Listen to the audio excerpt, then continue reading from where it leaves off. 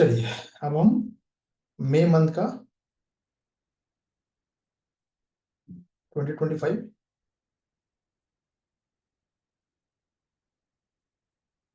आज का टॉपिक है हमारा सीपीईसी। ये चर्चा में क्यों रहा? चीन पाकिस्तान जो आर्थिक गलियारा है, एक कॉरिडोर बनाया जा रहा है ना, तो चाइना बना रहा है, तो इसको ये लाइमलाइट में ये हमेशा अभी रहने वाला है। कम से कम आप मान के चलो कि 5 साल 10 साल तो 5 साल तो मिनिमम रहने वाला है ना। तो चीन पाकिस्तान अफगानिस्तान के विदेश मंत्रियों ने इसको थोड़ा सा कहा कि भाई एक्सपैंड कर देंगे, अफगानिस्तान तक ये जाएगा, पाकिस्तान से होते हुए अफगानिस्तान तक चला जाए, क्योंकि रेयर अर्थ मेटल भी वहां बहुत सारा मिल रहा है ना, इसलिए कब्जा करने की कोशिश है। चलिए, तो सबसे पहले हम जानेंगे कि ये सीपीईसी है क्या। तो ये सीपीईसी बेसिकली ये बीआरआई का ही एक बीआरआई बिल्ड जो रोड इनिशिएटिव है, इसी का की एक परियोजना है जिसको स्टार्ट किया गया था। यानी कुल मिला के ये जो सीपीईसी है, ये एक परियोजना है जो 2015 में शुरू किया गया था, बट ये बीआरआई के अंडर में आता है, यानी उसका एक सब पार्ट है, आप ऐसे समझ सकते हैं। तो ये सिल्क रोड इकोनॉमिक जो बेल्ट है और समुद्री सिल्क रोड को ये जोड़ देता है आपस में, यानी लैंड, इंडिया की बात नहीं कर रहा हूं मैं, कह रहा हूं लैंड और जो ओशियन है, दोनों रूट को ये आपस में मर्ज कर रहा है। तो इसका ऑब्जेक्टिव या फोकस कहाँ पे है, यानी एनर्जी और इंफ्रास्ट्रक्चर, जो जितनी भी परियोजनाएं चल रही हैं उसको लेकर है। तो इसमें 3000 किलोमीटर की सड़कें मिलेंगी आपको, रेलवे मिलेगा, पाइपलाइन भी शामिल होगा। ध्यान दीजिएगा, पाइपलाइन भी है, जिसे ग्वादर बंदरगाह यानी पाकिस्तान का जो ये बंदरगाह है, ये चाइना डेवलप कर रहा है। ठीक है, और ये तेल इस ग्वादर बंदरगाह को तेल और गैस, मतलब पाकिस्तान का जो भी तेल और गैस वगैरह जो भी होगा, ये शिनजियांग के कासगढ़ तक पहुंचाया जाएगा। यानी कुल मिला के, चाहे वो सड़क मार्ग से हो, चाहे वो ओशियन रूट से हो, चाहे वो पाइपलाइन से हो, ठीक है, यही इसका मेन मकसद है। तो फोकस क्या है? एनर्जी चाहिए, और उसके लिए इंफ्रास्ट्रक्चर, जो भी सड़क बनानी हो, रोड बनाना हो, तो तरक्की तो तभी संभव है ना। विकास, डेवलपमेंट का मतलब क्या है? कम से कम अवसंरचना अच्छी होनी चाहिए, तुरंत तुरंत, तभी तो ट्रेड होगा। अब हम आते हैं, ये बीआरआई एक शब्द आ गया था यहाँ पे कि बीआरआई की ही प्रमुख योजना है। तो ये बीआरआई क्या है? 2013 में ये चाइना ने प्रपोज किया था, जो इंटर कॉन्टिनेंटल, इसका ऑब्जेक्टिव क्या है? मतलब एक महाद्वीप से लेकर, यानी अफ्रीका, ठीक है, अलग अलग, जैसे अमेरिका अगर जाना है, यूरोप जाना है, अमेरिका तो नहीं, यूरोप जाना है, तो ये यूरोप तक जाएगा ये। तो कुल मिला के महाद्वीपीय स्तर पर लेवल पे ये कांटेक्ट करना हो या फिर कोऑर्डिनेशन करना हो, सहयोग करना हो, उसको बढ़ावा देना है। तो one belt one road initiative, जिसको ओबीओआर भी कहा जाता है, इसके दो कंपोनेंट है। एक तो सिल्क रोड इकोनॉमिक बेल्ट, और दूसरा है मैरीटाइम, यानी एक तो जमीनी और दूसरा समुद्री रास्ता। ठीक है, बहुत ही इजिली वे में समझा रहा हूं, इसको समझने का प्रयास कीजिएगा। तो चीन से ये मध्य और दक्षिण एशिया होते हुए यूरोप तक का स्थल मार्ग, यानी लैंड रूट हो गया, और मैरीटाइम रूट जो है, ये साउथ ईस्ट एशिया, खाड़ी देश होते हुए अफ्रीका और यूरोप तक पहुंचने का। यानी कि कुल मिला के अगर हम मैप में देखें, अगर हम, ठीक है, अगर आप लोगों को मैप नहीं समझ में आ रहा तो चलिए मैं छोटा सा एक बना देता हूँ। ठीक है, ये इंडिया है, ये पाकिस्तान है ना, ये पाकिस्तान का एरिया है। उसके बाद तो ये ईरान हो गया, भारत के बाद यहाँ अफगानिस्तान हो गया, ये ऊपर में बैठा है, यहाँ पे कजाकिस्तान हो गया, यहाँ पे चाइना हो गया, है ना, ये पूरा चाइना है। इसके ऊपर रशिया मिलेगा आपको। तो अब यहां से देखिए, ये एक तो ये रूट से होकर, यानी लैंड रूट से होकर यूरोप के मार्केट तक पहुंचना है। दूसरा है, ये इंडिया है, तो इंडिया के सी रूट से इस तरह से, ठीक है। तो कुल मिला के व्यापार को में तेजी लाने के लिए चाइना का ये कहना है कि ये व्यापार के लिए हो रहा है बेसिकली। अब इसको जो पाकिस्तान तक था, ये जो चाइना से पाकिस्तान जाना था, जिसमें कि भारतीय कश्मीर जो है, इंडियन ऑक्युपाइड कश्मीर नहीं, कश्मीर जो अभी पोक में पड़ता है ना, पोक वाला कश्मीर का पार्ट जो पाक ऑक्युपाइड कश्मीर है, इससे होके ये रास्ता गुजर रहा है। भारत सरकार का ये दावा है कि भाई ये हमारा क्षेत्र है, ठीक है, तो इसके लिए परमिशन आपको हमसे लेनी है और हम तो देंगे नहीं परमिशन। तो पाकिस्तान की कब्जे में ये वाला कश्मीर का पार्ट है, तो पाकिस्तान ने इसको अलाउ कर रखा है, जिसका भारत विरोध करता है कि भाई अभी ये हमारा पार्ट है, आप इसको चाइना को कैसे दे सकते हैं। कुल मिला के ये बात है। क्लियर। अब अफगानिस्तान तक पहुंचने की बात हो रही है, यानी पाकिस्तान तो ठीक था, अब पाकिस्तान से अफगानिस्तान भी जाएगा, तो इसके लिए भारत का कुछ कंसर्न बढ़ गया, यानी जियो स्ट्रैटेजिक, भू रणनीतिक क्या चिंता है भारत को, क्यों क्यों क्यों डर लग रहा है, या चिंता कंसर्न क्या है इसका। तो ये जो विस्तार होगा, चीन पाकिस्तान के प्रभाव को मजबूत करेगा, डोमिनेशन करेगा अफगानिस्तान में, और जाहिर सी बात है कि भारत का ये चाहबार का जो बंदरगाह है और INSTC, इसकी उपयोगिता घट जाएगी, यानी कि ईरान के पास में, ईरान में ही बेसिकली चाहबार नामक एक बंदरगाह तैयार किया जा रहा है। हालांकि मैंने बहुत पहले से कह रखा है कि ये बेवकूफ बनाने की बात है, ईरान भारत को बेवकूफ बना रहा है, क्योंकि वो आज तक अभी तक बंदरगाह बना ही नहीं, और मैं लिख के देने को तैयार हूं, अभी 20 साल अभी और लग जाएगा तब भी नहीं बनेगा। कारण वो डिले करता है, डिले टैक्टिस। क्यों? क्योंकि इससे इसको इंडिया से पैसा जा रहा है। जैसे आप ऐसे समझिए कि लोकल जो ठेकेदार होता है, वो चीज डिले करता है ना सड़क बनाने में, ताकि पैसा आए, घटिया मटेरियल यूज करेगा ताकि वो फिर से रोड रिपेयर करना पड़े, कुछ इस तरह की बात है। अब भारत की मजबूरी है कि भाई हमें काउंटर करना है अगर ग्वादर को, तो चाबार पर एक बंदरगाह तो चाहिए, क्योंकि ऑपरेशनलाइज नहीं है अभी। चलिए, अब इसको ऐसे समझिए, तो भारत को लगता है हमेशा, क्योंकि ये ग्वादर, हम्बन टोटा, ये श्रीलंका में हो गया, चटगांव ये बांग्लादेश में हो गया, चीन की उपस्थिति के साथ साथ अब अफगानिस्तान में भी अगर भारत, चाइना जो है अफगानिस्तान में भी प्रवेश कर जाएगा, तो भारत के खिलाफ पश्चिमी उसका प्रेजेंस बढ़ जाएगा, चाइना का डोमिनेशन बढ़ जाएगा। तो क्या आप, मैंने आपको IR में सबसे पहले बताया क्या था, बेसिक बताया था, शिवांगी जी, आरती जी जरा सा कमेंट करके बताइएगा। ये बताया था कि 2 पर्सन है, 2 पर्सन को अगर आप ले लीजिए, जैसे आप, आरती जी, आप अपने पड़ोस में कोई ऐसा घर जिस पे 10 मुकदमे चल रहे हो, आपके बस वश में हो, ठीक है, आपके वश में हो, तो क्या आप ऐसे व्यक्ति को बसने देना चाहेंगे जो जिस पर 10 क्रिमिनल केस चल रहा हो, जो बहुत सबके प्रॉपर्टी पे कब्जे करता हो। क्लियर कट बात। तो चाइना की स्थिति भी वही है कि ये सबको लोन देगा और फिर उसके घर पे कब्जा करेगा, ठीक है। तो डोमिनेंस किसका बढ़ रहा है, यानी पाकिस्तान तो चाइना के गोद में बैठा हुआ है। अब अफगानिस्तान की बारी, तो अब इससे क्या होगा, भारत का जो इंटरेस्ट है वो कहीं ना कहीं वीक होगा, ठीक है। पाकिस्तान, अफगानिस्तान, चीन एक नेक्सस बना सकते हैं, ध्यान रखिएगा पहले। अब सिनेरियो बदल चुका है, हम अक्टूबर में चल रहे हैं, सिनेरियो बदल चुका है, इसीलिए IR जो है ये समझने की चीज है कि 3 महीने में सारा ये पूरा चेंज, पूरा सिनेरियो चेंज हो चुका है। क्यों हो गया? क्योंकि अफगानिस्तान और पाकिस्तान डायनामिक्स चेंज हो चुका है बिल्कुल। अब इन दोनों के बीच में जंग चल रही है ना।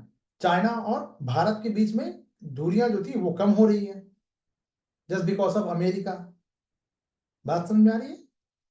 तो पाकिस्तान, ये जो दूरी है, तो ऑब्वियस है पाकिस्तान अफगानिस्तान में भूमिका को मजबूत करेगा और भारत के विकास और जो सहायता आधारित प्रभाव को कम करेगा, यानी भारत जो भी सहयोग कर रहा है अफगानिस्तान को, उसको शक की नजर से देखा जाएगा, डोमिनेंस उसका बढ़ जाएगा, ठीक है। तो ये 4 महीना पहले के सिनेरियो बता रहा हूं, अब ये लिखने वाला काम नहीं है, क्योंकि अब सिनेरियो बदल चुका। तो आप कहेंगे सर पढ़ा क्यों रहे, क्यों पढ़ा रहा हूँ, ये समझ में आएगा अभी। टॉपिक खत्म होते थे समझ में आ जाएगा। तो सुरक्षा को लेकर भी था कि हाँ, आतंकवाद को लेकर तालिबान समर्थित जो शासन है, हालांकि तालिबान जो है उसमें एक तहरीके तालिबान है, टीटीपी, सॉरी टीटीके, ठीक है। ये जो टीटीपी है, जो ये बेसिकली क्या है, ये पाकिस्तान समर्थित है। अब जो तालिबान की सत्ता आई है, अब वो आई है भारत समर्थक। ये देवबंद जो स्कूल ऑफ थॉट है उसको फॉलो करते हैं। इसलिए मैंने कहा ना आप लोगों को वो वीडियो भी देखने को कहा था कि वो वीडियो देख लीजिएगा 5 मिनट का, चीजें फिर कुछ बचेगा नहीं। और अनफॉर्चुनेट देखिए कि वो वीडियो में भी काफी व्यूज आ गए थे, 400 प्लस हो गया था। ये मेरे लिए भी शॉकिंग था। चलिए, खैर। सो आर्थिक रूप से क्या होगा, अफगानिस्तान में है लिथियम और रेयर अर्थ मेटल है।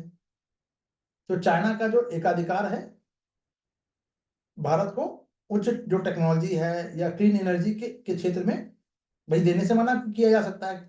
अगर डोमिनेंस अफगानिस्तान पे चाइना का हो गया तो चाइना कहेगा अफगानिस्तान को, भैया भारत को क्यों देना, हमको दे दो, हम वो पैसा दे देंगे, हम ढूंढ के निकालेंगे कहाँ कहाँ पे क्या क्या, सारा रिसोर्सेज आपका रहेगा, जो कीमत बोलोगे हम देने को तैयार हैं। तो भारत जो पड़ोस में एक हमारी जो क्लीन एनर्जी के लिए जो रेयर अर्थ मेटल है या फिर लिथियम है, जी नहीं, ऋण कूटनीति तो अब पुराना हथकंडा हो गया। हालांकि छोटे छोटे ये देशों पर कब्जा जमाने की ऋण कूटनीति है, कूटनीति नहीं कहेंगे उसको, चलिए ठीक है। तो भारत इसके लिए कदम क्या उठा रहा है, तो जाहिर सी बात है भारत ईरान में चाबहार बंदरगाह जो उसको डेवलप कर रहा है, जो ग्वादर को बाईपास कर देगा। आईएनएसटीसी ये सन 2000 में एक मल्टी मॉडल परिवहन गलियारा बनाया गया, कॉरिडोर बनाया गया है, जो हिंद महासागर को, यानी ये हिंद महासागर है, ये इसको यूरोप से जोड़ देगा अदन की खाड़ी होते हुए। तो ये भारत रूस ईरान का बहु मॉडल है।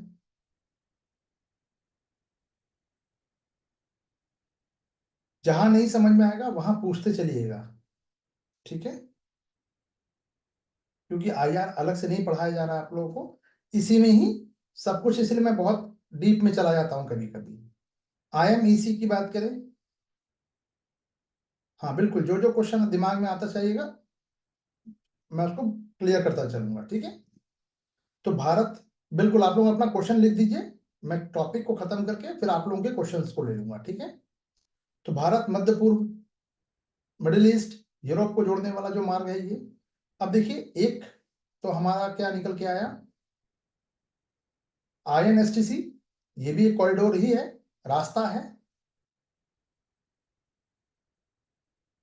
भारत रशिया चाइना ईरान एक और बनाया गया है, जिसके माध्यम से ये 2023 में ही बनाया गया, डेवलप किया गया है कि इसमें मिडिल ईस्ट भी होगा, इंडिया के साथ मिडिल ईस्ट और यूरोप को जोड़ने वाला, जिसमें कि यूएई, सऊदी अरब, जॉर्डन, इसराइल और यूए यूरोपीय यूनियन के माध्यम से ये पूरा मार्केट जो है, मतलब एक पूरा रोड तय हो गया। आप समझिए कि अलग अलग जगह पे, अलग अलग देशों में से गुजरने का मार्ग बन गया।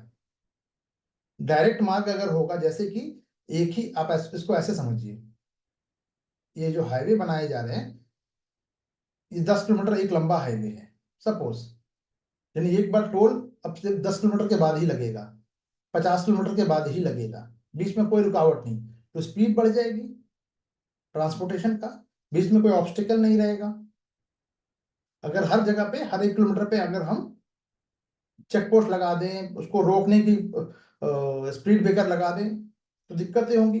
एक तो पहले रोड नहीं, रोड बन गया तो उसमें चेक पोस्ट या फिर टोल नाका लगा दिया गया तो भी दिक्कत है। तो लंबे समय दूरी तक निर्बाध रूप से सामान एक एक स्थान से दूसरे स्थान तक पहुंच सके, तभी तो गतिशीलता आएगी, मोबिलिटी बढ़ेगी, टाइम कम लगेगा। इसके लिए भारत सरकार ने फास्ट टैग कर दिया है ना, अब तो हर गाड़ियों में फास्ट टैग लगा, ऑटोमेटिक पैसा कट जाएगा, रुकने की जरूरत भी नहीं है। ये बात समझ में आ रही है, चलिए। तो ये हो गया। अब आते हैं और भारत क्या कर रहा है, क्वाड का मेंबर भी बन चुका है भारत, अमेरिका, जापान, ऑस्ट्रेलिया के साथ, जिसका ऑब्जेक्टिव है मुक्त और खुला इंडो पैसिफिक सुनिश्चित करना, यानी कि हिंद महासागर जो है, ये जो हिंद महासागर है ये वाला, इसमें किसी का डोमिनेंस नहीं होना चाहिए।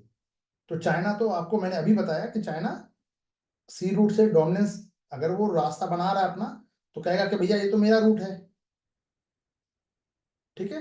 तो इसका पर्पस ही है कि ये सभी के लिए खुला रहे, तो हम चीन के जो प्रभाव है उसको काउंटर कर पाएंगे। क्लियर है। तो भारत, अब हम क्या कर सकते, निष्कर्ष में क्या कि हाँ ऑब्वियस है कि चार बार जो कनेक्टिविटी है उसको बढ़ावा देना चाहिए, अफगान जनता से जुड़ाव बनाए रखना होगा, भाई जबरदस्ती तो कर नहीं सकते, पारदर्शी, समावेशी और सतत अवसंरचना के पक्ष में खड़ा होना चाहिए। ऐसा करके भारत अपनी रणनीतिक हित सुरक्षित रखते हुए दक्षिण और मध्य एशियाई का जो इंटीग्रेशन है उसमें अपना कुछ रचनात्मक योगदान दे सकता है। क्लियर। चलिए ठीक है, अब बात कर लेते हैं जरा सा शिवांगी जी के सवाल पे, एससीओ की क्या भूमिका हो सकती है इसमें। ठीक है, अब आप देखिए एससीओ में ये बेसिकली बहुपक्षीय, ये भी व्यापार के लिए है, ठीक है, और भी बहुत सारे मुद्दे इसमें से जुड़े हुए रहेंगे। लेकिन एससीओ की आने वाले समय में अगर हम बात करें, क्योंकि इसमें पाकिस्तान भी शामिल है, ये ध्यान रखिएगा, एससीओ में पाकिस्तान भी शामिल है, तो बहुत ज्यादा इसका महत्व आगे चलकर, इसका हम अगर मैं बड़बोलेपन पे ना बोलूं, तो इसका भी हर, मुझे डर है कि ये सार्क की तरह ना हो जाए,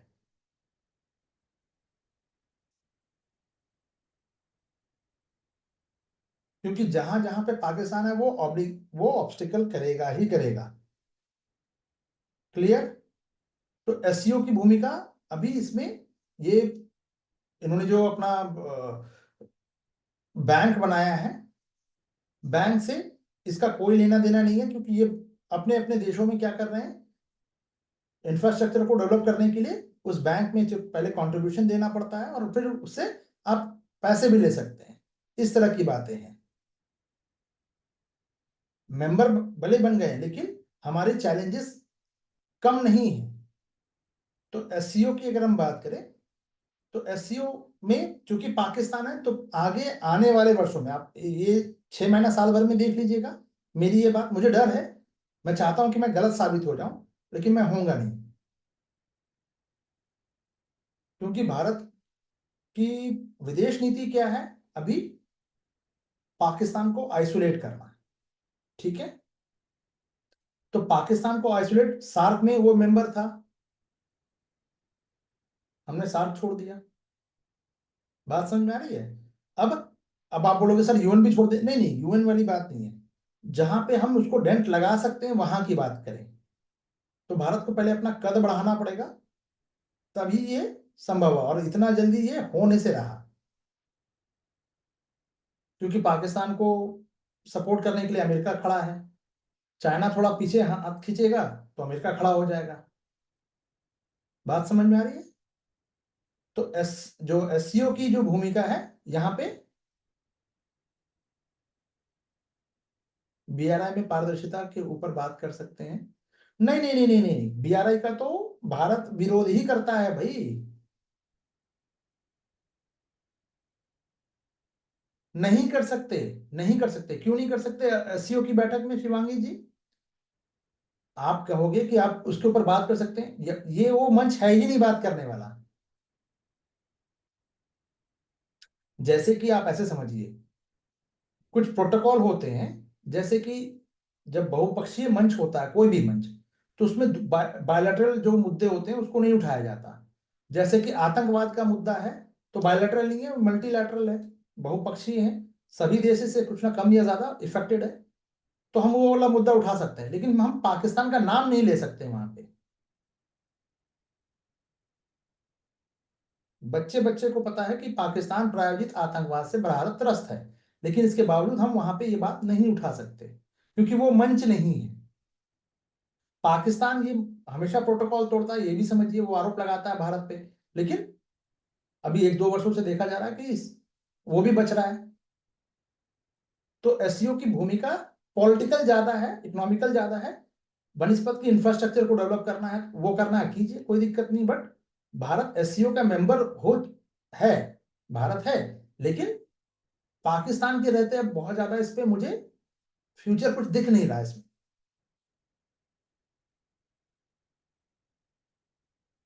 क्लियर हो गया? चलिए, कोशिश करूंगा कि आप लोगों को थोड़ा आईआर पे कंटेंट ज्यादा दे दूं, पर मुझे डर लगता है कि मैं अपने एक्सपर्टीज जो है वो आप लोगों पर हावी ना हो जाए थोड़ा सा, क्योंकि अब प्रीलिम्स का वो टाइम है, तो उसको भी देखना होगा। तो अब आप इसमें पढ़ने लायक क्या क्या है ये समझ लीजिए। पढ़ने लायक मतलब कि मैटर तो समझ में आ गया, पीसीएस वगैरह में पूछा जा सकता है, पीसीएस का टाइम अब गया। चलिए, अब हम बात कर लेते हैं यूपीएससी के प्रीलिम्स के लिए। तो आप देख सकते हैं कि ये इसमें कितने देश शामिल है, या फिर ऐसे नहीं पूछा जाएगा, ये सब प्रीलिम्स के लिए। थोड़ा सा मैं कलर चेंज कर दे रहा हूं, आप लोगों को बेटर समझ में आएगा कौन कौन सी लाइन प्रीलिम्स के लिए है।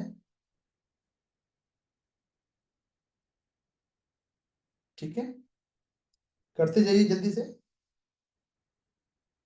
और इसको, अच्छा एक चीज और, इसको एक जगह पे लिखने की कोशिश मत कीजिएगा। जो मार्क आप लोग अपने बुकलेट में कर रहे हैं बस वही कीजिएगा और उसी को पढ़ देना है वहां पे। ठीक है, अभी मैं आप लोगों को बहुत जल्द वो भी शेयर करूंगा, क्वेश्चन बैंक।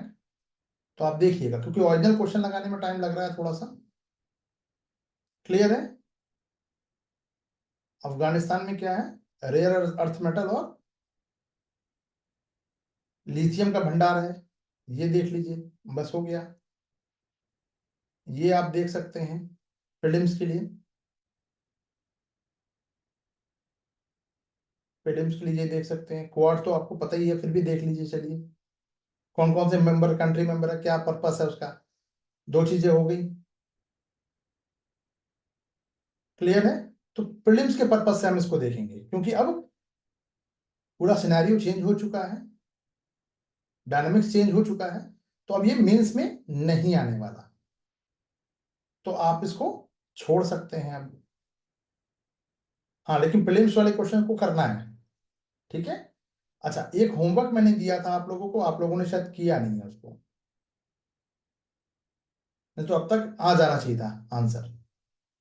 क्लियर है सभी को? जल्दी से कमेंट कीजिए। चलिए, भारत और तुर्की संबंध देख लेते हैं जरा सा। टर्की के साथ संबंध कैसे हैं, तो एक लाइन में समझिए, टर्की के साथ संबंध कभी भी अच्छे नहीं रहे हैं। ठीक है, पहलगाम का जो अटैक हुआ था, आतंकवादी अटैक, तो उसके बाद टर्की ने ये जो आतंकवाद विरोधी हमले की तुर्की द्वारा आलोचना के बाद, कि तुर्की ने कह दिया कि हाँ ठीक है, तो संबंध बिगड़ गए। यानी कुछ ऐसे जेस्चर टर्की ने दे दिया। होमवर्क, बिल्कुल होमवर्क दिया था, एक क्वेश्चन आप लोगों को मेंस का करना था। वीडियो में जाके देख लीजिएगा, वीडियो लग जाएगा तो देख लीजिएगा, या फिर कल वाली जो क्लास है, कल या परसों वाली, उसमें एक होमवर्क दे रखा है आप लोगों को। इंडिया यूके पता नहीं, अब मुझे ध्यान नहीं है, आप लोग देखिएगा। तो टर्की ऑपरेशन के बाद, सॉरी, टर्की ने क्या किया, ऑपरेशन जो सिंदूर चलाया गया, उसके काउंटर में ऑपरेशन जो सिंदूर जो चलाया गया, ये पहलगाम के अटैक के बाद, है ना। तो इसकी तुर्की ने निंदा कर दी कि भैया भारत को ऐसा नहीं करना चाहिए। कहा यार ये तो प्रोवोकेटिव एक्शन है और इससे व्यापक संघर्ष बढ़ जाएगा। तो अच्छा भाई, हम पर अटैक हो रहा है और हम छोड़ दें, वेरी गुड, मजेदार चीज। तो ऑपरेशन सिंदूर के दौरान पाकिस्तान ने, टर्की ने क्या किया, अपना एक सोंगर ड्रोन है, ये ड्रोन पर बहुत ज्यादा रिलायबल इनका होता है हमेशा। अब देखो, ये भी थोड़ा सा सिनेरियो चेंज हो चुका है, खैर ये फिर भी रिलेवेंस रहेगा इसका। पाकिस्तान ने, टर्की ने पाकिस्तान को क्या दे दिया, सोंगर ड्रोन दे दिया। इंडिया ने उसको डीएक्टिवेट कर दिया, 2 कौड़ी का वो सारा ड्रोन हमने पकड़ के रख लिया है अपने पास, है ना। कोई बहुत कारगर साबित नहीं हुआ। भारत ने 9 हवाई अड्डों पर तुर्की की कंपनी की काउंटर में क्या किया, एविएशन था, सेलेबी एविएशन, उसकी सुरक्षा मंजूरी को रद्द कर दिया, यानी कि अब आप वहां से उड़ान नहीं भर सकते। टर्की का कोई भी जो सामान है, जो कंपनी है, उसका लाइसेंस कर दिया गया सस्पेंड। मिसबा जी, मैं टॉपिक के बाद ही आपका कमेंट लूंगा, ठीक है। चलिए, जामिया मिलिया इस्लामिया सहित भारतीय विश्वविद्यालयों ने टर्की जो संस्थान है के साथ शैक्षणिक सहयोग को सस्पेंड कर दिया। ये इंडिया का एक्शन था, ठीक है। काउंटर में कि भैया तुमने बोला कैसे हमारे अगेंस्ट, है ना। जैसे कुछ याद आपको होगा, पिछले 1 साल पहले मलेशिया ने कह दिया था ऐसा कुछ, हमने पाम ऑयल लेना बंद कर दिया, घुटनों पे आ गया, 2 महीने लगे। अब देखिए एकदम शांत है, सरकार भी बदल गई, सरकारी बेचारे की गिर गई। क्या नाम है, मालदीव की बात करें, मोदी जी चेयर लगा के बैठे, फिर अर्थव्यवस्था पलट गई उनकी। समझ में आ रही चीज। चलिए, तो भारत के लिए तुर्की क्यों इतना मायने रखता है, क्यों, क्योंकि टर्की जो है बेसिकली, अगर जोग्राफिकल इसका कंडीशन देखें तो आधा एशिया आधा यूरोप है, बीच में है वो। तो ना तो ये पूरी तरह से यूरोप में है, ना पूरी तरह से एशिया में। तो कुल मिला के ये जो INSTC उसका उस एंट्री लेवल पे टर्की बीच रास्ते पे है, टर्की से होके ही गुजरेगा। ये जो भारत का जो INSTC जो है, जो परिवहन अभी हमने ऊपर देखा, तो ये यूरोप और मध्य एशिया को भारत के व्यापार के लिए एक वहीं से रास्ता ही है भाई, है ना। तो क्षेत्रीय प्रभाव क्या होगा, टर्की मध्य पूर्व में, मिडिल ईस्ट में और काला सागर क्षेत्र में एक प्रोमिनेंट रोल निभाता है, जहां पे जहां भारत प्रभाव चाहता है कि भाई हमें हमारा डोमिनेंस थोड़ा सा बढ़ जाए। सबसे मजेदार चीज है, टर्की है नाटो का मेंबर।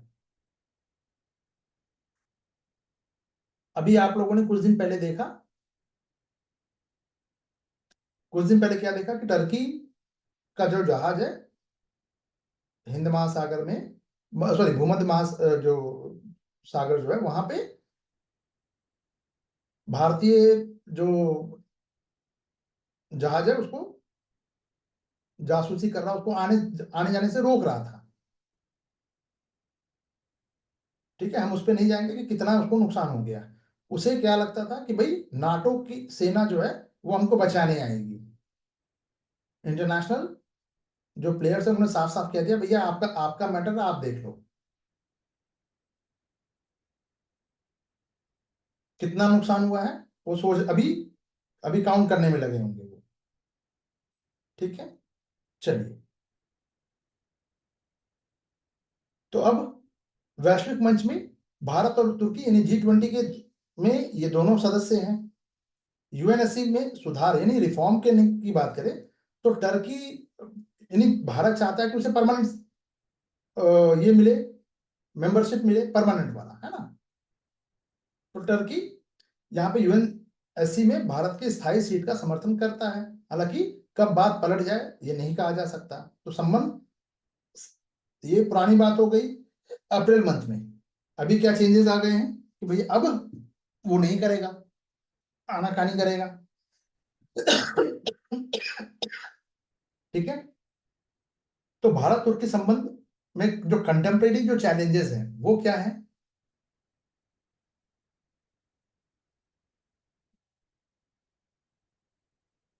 पाकिस्तान को टर्की क्या करता है, सैन्य समर्थन दे रहा है। पाकिस्तान को चाइना के बाद अगर हम कोई हथियार से जो सप्लायर है, सप्लाई करने वाला, ये सेकंड नंबर पे है। ड्रोन, मिसाइल, F-16 अपग्रेड कर रहा है उसको, उसे कल पुर्जे प्रदान कर रहा है टर्की। कश्मीर के मुद्दे पे भी कहता है कि भाई पाकिस्तान का सपोर्टर है कि नहीं, नहीं। संयुक्त राष्ट्र में जब भारत में ने 370 को अबॉलिश किया था तो उसकी भी आलोचना की थी कि नहीं ऐसा नहीं होना चाहिए, ये नहीं होना चाहिए। भाई हमारा मैटर है, तुम बोलने वाले होते कौन हो। बात समझ में आ रही है।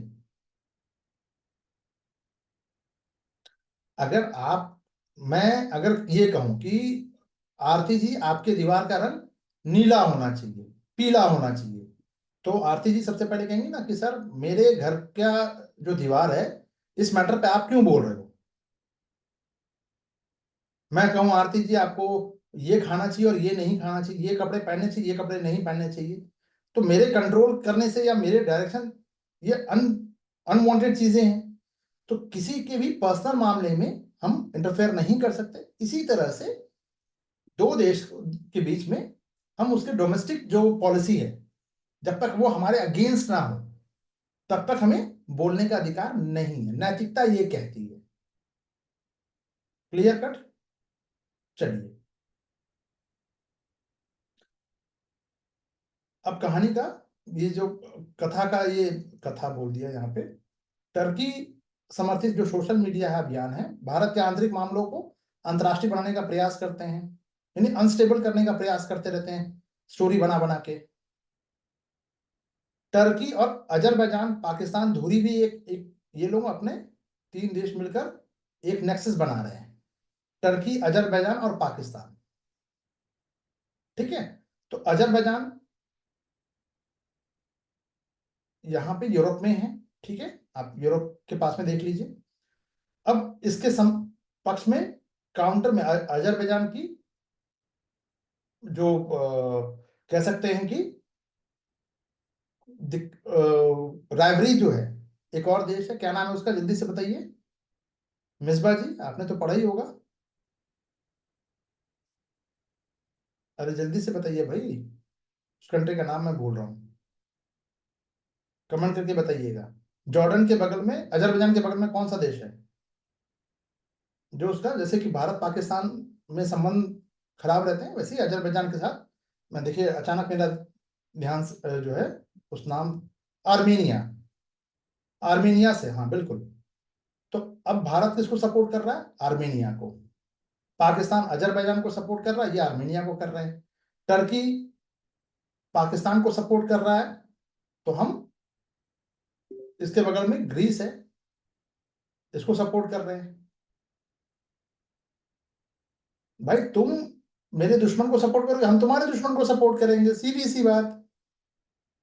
ठीक है, तो टर्की और अजरबैजान दोनों ने ऑपरेशन सिंदूर की निंदा की थी, कोई दिक्कत नहीं। तो ऐतिहासिक रूप से अगर देखें तो टर्की और पाकिस्तान ईरान के साथ बगदाद पैक्ट किया था, सीटो सेंटो और आरसीडी का ये हिस्सा भी थे ऐतिहासिक रूप से, यानी जब से पाकिस्तान बना है तो नाटो में डायरेक्ट शामिल ना होकर सीटो और सेंटो में शामिल हो गया था पाकिस्तान। भारत किसी भी गुट में शामिल नहीं होने की, यानी गुट निरपेक्षता की नीति को पालन करता रहा। ठीक है, इस्लामिक बयानबाजी भी देखने को मिलती है अक्सर, एर्दोगान जो है, ये पैन इस्लामवाद जो इनका जो नारा होता है वो अक्सर भारत की घरेलू नीतियों की आलोचना की ओर ले जाता है। अब टर्की ये एक मुहिम बनाता है और बार बार कहता है कि भारत के मुसलमान जो है वो भारत में खुश नहीं है। अगर ये एक स्टेटमेंट दिया जाता है, भाई हमारे देश के मुसलमान खुश है नाखुश है, संविधान में जो अधिकार दिए गए हैं वो उसको इजिली इंजॉय कर रहे हैं, अगर आप तर्कों पे बात करेंगे। एक चूरन बेचना होता है ना, जैसे कुछ भी कह के निकल जाना। जैसे आप लोग नॉर्मल भाषा में अगर बात करें तो कोई कॉमन मैन क्या कहता है, अरे हमको राष्ट्रपति बना दो, हमको प्रधानमंत्री बना दो, हम कुछ भी कर जाएंगे, हम ये कर देंगे वो कर देंगे, है ना। कुछ इस तरह की बात बोला और निकल गया, बात खत्म हो गई, उसका कोई मतलब नहीं है, कोई सेंस नहीं है। लेकिन इस तरह के नैरेटिव बिल्ड करने से क्या होता है, लोगों के अंदर आप बेचैनी पैदा कर रहे हैं। तो हम भी, क्या हमें ये अधिकार, जाहिर सी बात है कि अगर आप टर्की ये अगर ये हरकत कर रहा तो हमें भी टर्की के दुखती रग पे हाथ रखना होगा। ठीक है, तो ये पाकिस्तान प्रेम क्यों है उसका, रीजन उसका ये है, फर्स्ट वर्ल्ड वॉर के दौरान भारत ने टर्की का समर्थन किया था, लेकिन जैसे ही पाकिस्तान बना 1947 के बाद, तो टर्की पाकिस्तान की ओर झुक गया। ठीक है, तो साझा इस्लामिक पहचान, इस्लामिक पार्टी के उदय ने टर्की और पाकिस्तान के संबंधों को गहरा किया, यानी धर्म को इन्होंने आधार बनाया। अब मजेदार चीज देखिए, क्या पाकिस्तान में टर्किश लैंग्वेज बोली जाती है, जवाब है नहीं। क्या टर्किश खाना खाया जाता है, जवाब है नहीं। क्या टर्किश पहनावा पहना जाता है, जवाब है नहीं। कोई कल्चर में मैच करता हो? जवाब है नहीं। तो सिर्फ ये, अब इसके पीछे बैकिंग किसकी है पहले ये समझिएगा, टर्की ऐसा करता क्यों है? तो टर्की के पीछे खड़ा है अमेरिका। अमेरिका जैसा कहेगा टर्की वैसा करेगा। आज अमेरिका कह दे कि सारे बयान वापस लो और भारत के साथ दूध और शहद की नदियां बहाओ, आधे घंटे में ये काम हो जाएगा। बात समझ में आ रही है? टर्की कोई बहुत बड़ी कंट्री है या बहुत ताकतवर है, ऐसा कुछ भी नहीं है। तो इतने सारे देश जो बनाए गए हैं वो एक दूसरे को चेक एंड बैलेंस करने के लिए है। तो सुरक्षा साझेदारी देखिए, 1950 के दशक में ही भारत जो है मित्रता रशिया के साथ थी, बट फिर भी हम रशिया के गुट में शामिल नहीं हुए। लेकिन पाकिस्तान जो है ये नाटो में ना शामिल होके अमेरिका के साथ ये बेसिकली सेंटो में शामिल हो गया। 2025 में दोनों ने सामरिक साझेदारी घोषणा पत्र पे भी साइन किया था। ठीक है, चलिए अभी जैसे देखिए, आप लोगों को मैंने एक लाइन और बताई थी कि पाकिस्तान और सऊदी अरब के बीच में क्या हुआ है, अभी एक पैक्ट हुआ है। ठीक है, दोनों ने कहा कि भाई एक पे हमला दूसरे पे हमला माना जाएगा।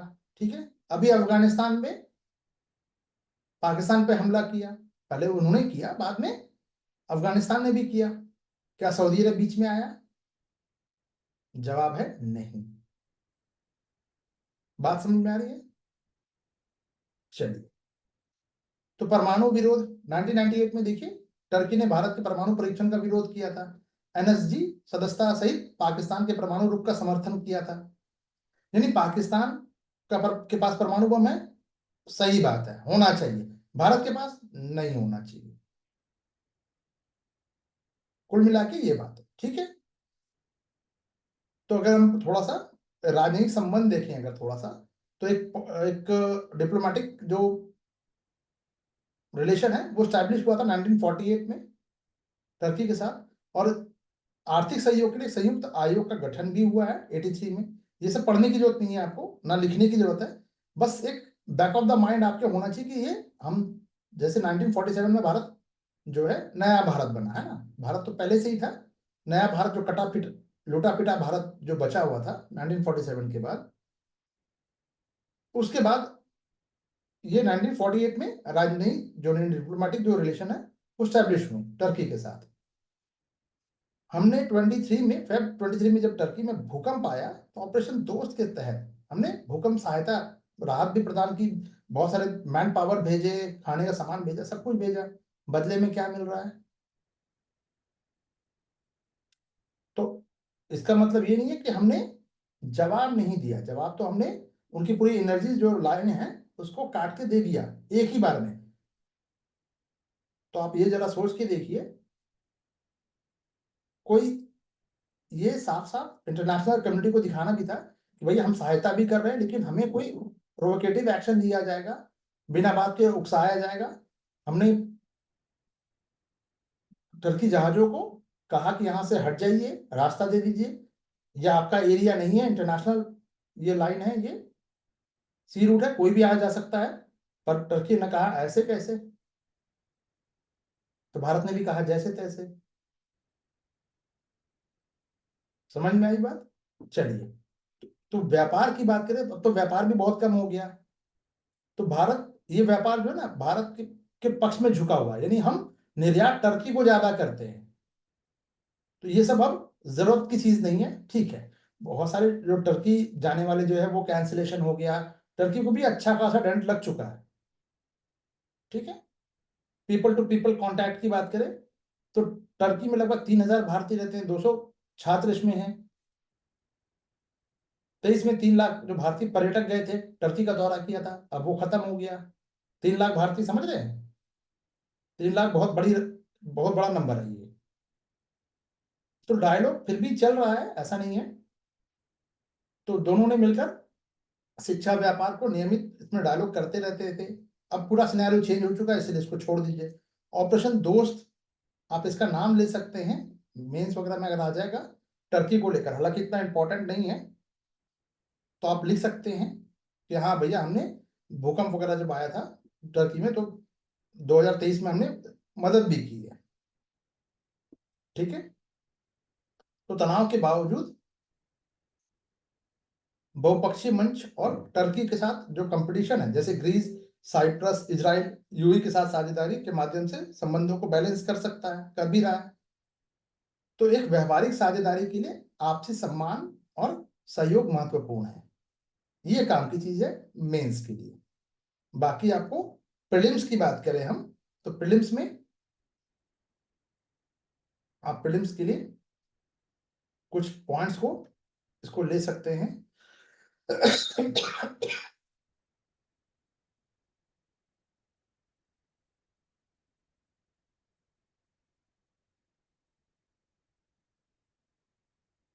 ठीक है,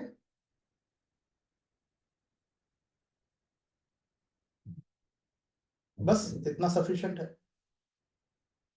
नोट कर लीजिए जल्दी से।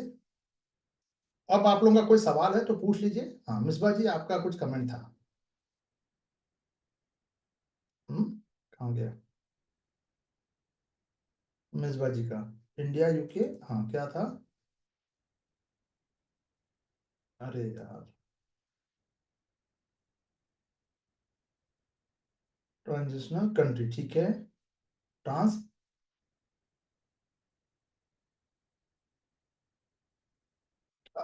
भाई, कॉन्टिनेंटल, अच्छा, continental country. Hmm, two questions have you asked for yesterday about of FTA or not before Diwali. The question was the ethics is capital punishment justified. ठीक है, तो इसका आंसर आपने लिखा मिसबा जी?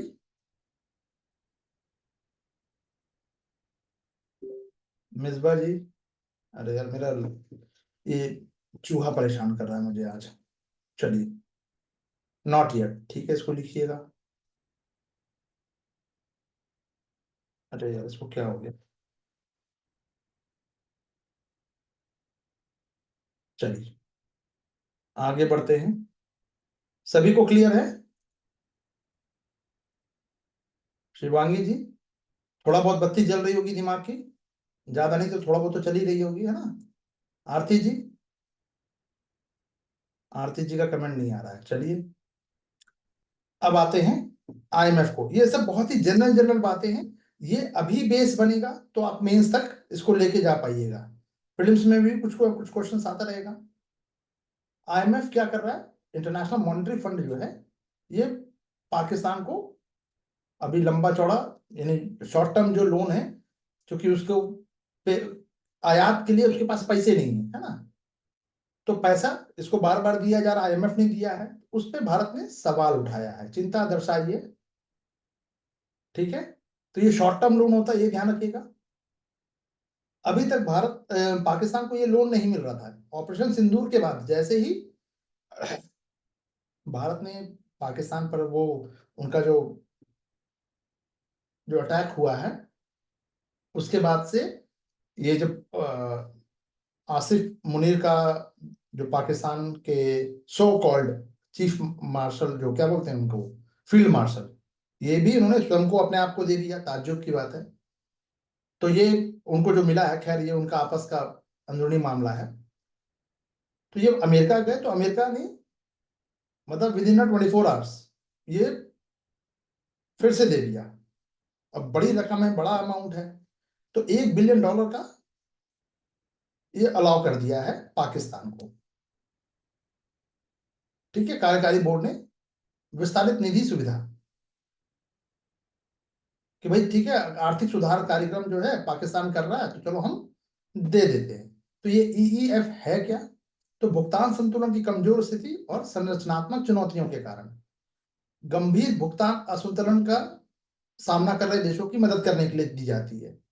तो पाकिस्तान इसी कैटेगरी में आता है, यानी कि वो पेमेंट नहीं कर पा रहा है अपने आयात के लिए, उसके पास डॉलर नहीं है, उसके जो स्ट्रक्चरल बनाना है उसके लिए भी उसे पैसे की दरकार है।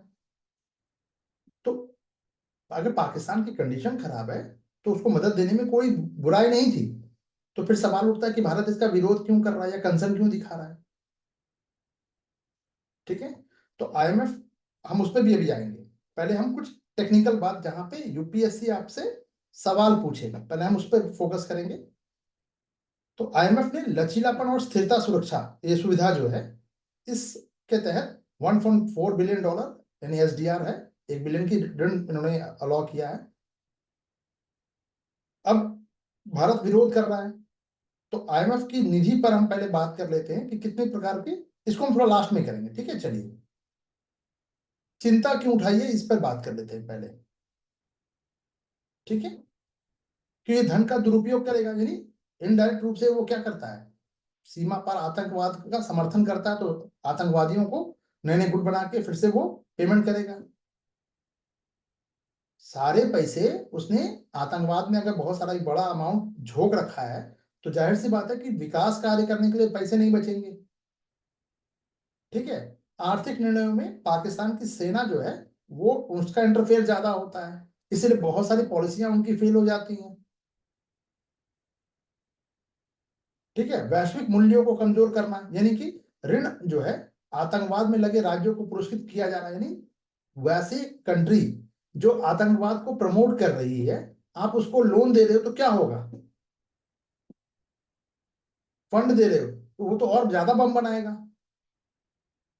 तो वित्त पोषण यानी जो फाइनेंसिंग जो कंपनियां हैं उसकी जो विश्वसनीयता है वो इफेक्टिव होती है भाई, कि आप ट्रस्टवर्दी नहीं हो, आप तो खुद ही प्रमोट कर रहे हो आतंकवाद को, टेररिज्म को आप खुद प्रमोट कर रहे हो, ये ब्लेम लगेगा। और बिल्कुल सही बात, लंबे समय तक बेल आउट की बात करें तो पाकिस्तान लगभग पिछले 35 वर्षों में से 28 में, 35 में 28 में, मतलब 35 में 28 बार आईएमएफ से धन ले चुका है। ये कोई पहली बार नहीं है। तो भारी ऋण बोझ और निर्भरता, ये उसी पर डिपेंड हो गया, बेल आउट पैकेज मिल रहा है तो कुछ अच्छा करना नहीं है हमें, बाहर से भीख मिल जा रही है, इसलिए बार बार भीख कहा जाता है इसको, कि कटोरा लेके पहुंच गए। ठीक है, इसलिए मैं बार बार आप लोगों ने सुना होगा कि मैं पाकिस्तान को निकम्मा कंट्री कहता हूँ, भैया कुछ नहीं करने वाला, इसको सिर्फ आईएमएफ चाहिए, आईएमएफ के पास जाइए, कोई भी बड़े कंट्री के पास जाइए और फिर आप सीधा एक लाइन कहिए। मैं एज अ गवर्नमेंट बता रहा हूँ, मैं वहां की जनता की बात नहीं कर रहा हूँ, ये ध्यान रखिएगा। ठीक है, क्योंकि ऊपर में बैठे लोग क्या कर रहे हैं ये आम जनता को पता नहीं चलता, वैसे भी बहुत ज्यादा पढ़ी लिखी जनता तो है नहीं वहां पे। चलिए, तो बार बार जो बेल आउट है ये आईएमएफ के कार्यक्रम निगरानी और पाकिस्तान में सुधारों के बारे में संदेह पैदा कर रहा है, यानी 35 में से 28 बार तो आपने लोन दे रखा है यार, बार बार आप धन देते हैं फिर भी हालत नहीं सुधर रही है, तो ऐसा वो पैसा जा कहाँ रहा है, जरा सोचने की बात ये। तो पाकिस्तान उससे आर्म्स और एम्युनिशन खरीद लेता है, समझिएगा पहले, है ना। तो बंदूक और गोली खरीद रहा है तो उससे क्या होगा, जनता तो वहां पे फिर 500 रुपए किलो आटा तो होना ही होना है। चलिए, हमारे यहाँ तो 100 रुपए किलो प्याज हो जाए तब तो सरकार गिर जाती है, वहां 500 रुपए किलो आटा हो गया। चलिए, तो आईएमएफ के साथ ये जो व्यापक जो कंसर्न है कि देशों को, जो देशी एक जो लोग बहुत ज्यादा अमाउंट में ऋण ले चुके हैं वो वोट नहीं दे सकते। उदाहरण के लिए भारत को मतदान से अनुपस्थित रहना पड़ा।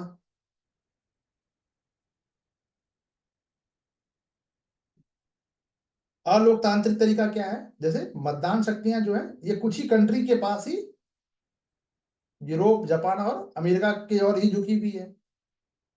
कमजोर यानी वीक इवैल्यूएशन, यानी इसमें स्वतंत्रता की कमी देखने को मिलती है, यानी कुल मिला के अमेरिका जब चाहे, देखिए आईएमएफ का हेडक्वार्टर का न्यूयॉर्क में है, तो जब अमेरिका चाहेगा तब किसी भी देश को पैसा मिल जाएगा। तो आईएमएफ द्वारा ये वित्त पोषित किया जाता है, तो स्वतंत्रता की कमी है, क्योंकि सब ऊपर से ऑर्डर आ रहा है, ऊपर का मतलब अमेरिका ऑर्डर कर रहा है। शर्तों का नकारात्मक प्रभाव क्या होगा, एक जो राजकोषीय जो समस्या, तपस्या नहीं समस्या,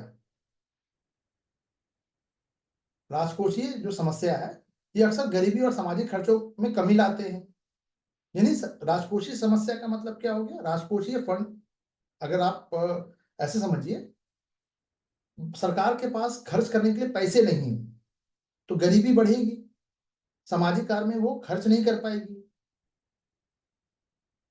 तो जब सारा पैसा, मान लीजिए कि 100 रुपए आया, पाकिस्तान को मिला मान लीजिए, और 70 रुपए इसने क्या किया, आतंकवाद पे, और 35 रुपए या चलो 20 रुपए आतंकवाद पे खर्च कर दिया, और 50 रुपए अपने सेना पे खर्च कर दिया, सेना पे बड़े बड़े जहाज वहाज ले लिया, ठीक है, बचा 30 रुपया। अब 30 रुपए में वहां के नेताओं का कट भी तो होगा, वहां के अफसर जो है उनका कट होगा, तो बचा 10 रुपया। अभी 10 रुपए में कितना विकास होना है वो आप देख लो। ये तो ओपन सीक्रेट है कि भाई 10% के नाम से ही उनके राष्ट्रपति को जाना जाता था, मिस्टर 10% ही कहा जाता था। ये भारत नहीं कह रहा, वहीं के लोग कह रहे हैं कि हर चीज में 10% का कट उनका बंधा हुआ था। ये बात समझ में आ रही है? तो 10 रुपए से, यानी मान लीजिए कि ये 10 मतलब 10% मान लीजिए, परसेंट कर लीजिए इसको, तो ये 10% कितना वहां की जनता को लाभ देने वाला है। बात समझ में आई? चलिए,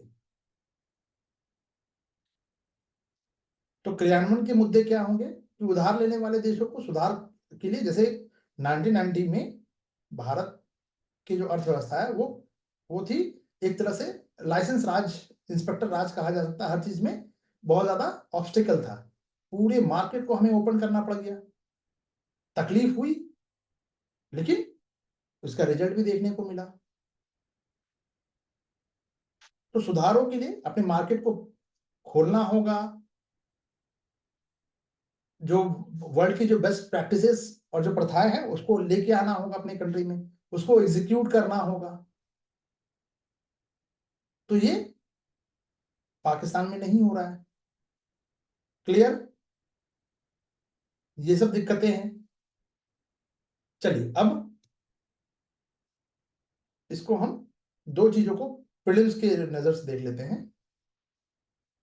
ये बहुत इंपॉर्टेंट रहेगा, फिर रुकिए बता देता हूं। तो एक मोटी मोटी आपने समझ देख ली, ठीक है, पैसा तो अभी मिल चुका है पाकिस्तान को। चलिए, अब जरा सा हम इसके प्रीलिम्स पे बात कर लेते हैं कि हमारे लिए प्रीलिम्स का क्या मुद्दा यहाँ पर बनता है, क्या क्या इशू, इशू नहीं मतलब क्या क्या टॉपिक में आ सकता है। GRA ये क्या है भाई? ये गैर रियायती शर्तों पर ऋण दिया जाता है, यानी बाजार मार्केट प्राइस पे दिया जाता है, यानी महंगा होगा। तो ये IMF के, हम ये क्या पढ़ रहे हैं, IMF के पास जो फंड है, IMF के पास जो पैसा है, ये पैसा कैसे वो डिस्ट्रीब्यूट करता है, किसी भी जो कंट्री सदस्य देश है उसको देने का तरीका क्या क्या है। तो एक तरीका तो ये है कि वो गैर रियायती शर्तों पर ऋण दे, यानी मार्केट रेट पे दे। दूसरा, इसका ऑब्जेक्टिव क्या होता है, इसी को GRA कहते हैं। तो ये भुगतान संतुलन समस्याओं को हल करना होता है। सुविधा क्या दी जाएगी भाई? अलग अलग तरीके की, जैसे कि स्टैंड बाय अरेंजमेंट कर दिया गया, ये तरीके हैं। इसको बहुत ज्यादा रटने की, मतलब डिटेल में जानने की जरूरत नहीं है शिवांगी जी, खाली आपको ये जानना है कि हाँ कुछ फैसिलिटी मिल जाती है, जैसे शॉर्ट टर्म लिक्विडिटी लाइन मिल जाएगा, यानी आपको पैसा मिल गया कुछ दिनों के लिए, 10 दिन, 1 महीना, 2 महीना के लिए, थोड़ी राहत हो जाएगी, बस इतना ही जानिएगा।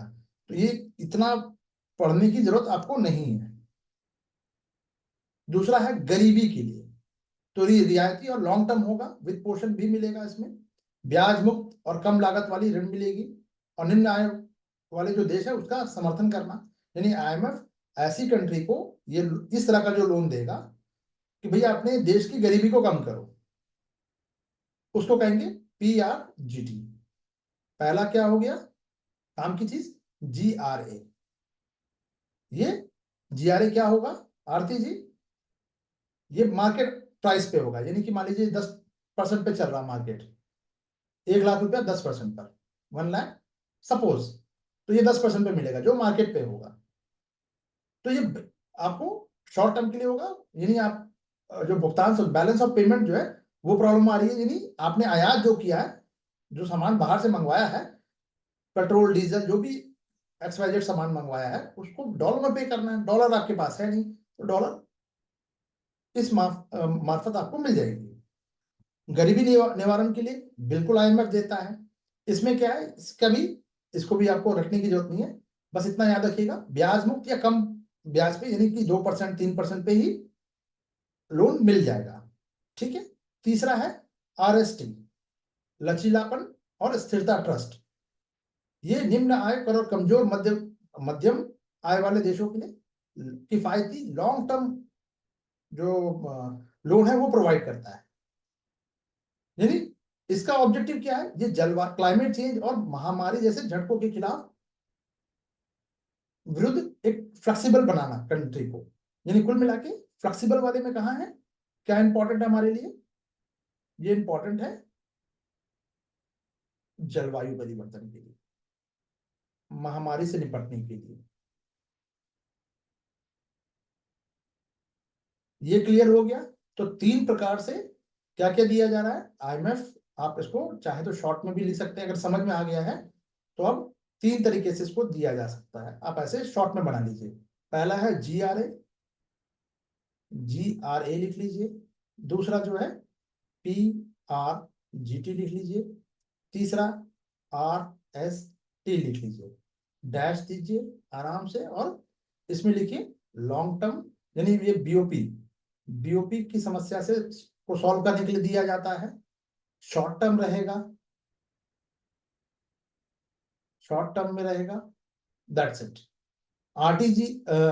PRGT क्या है, ये पॉवर्टी के लिए है,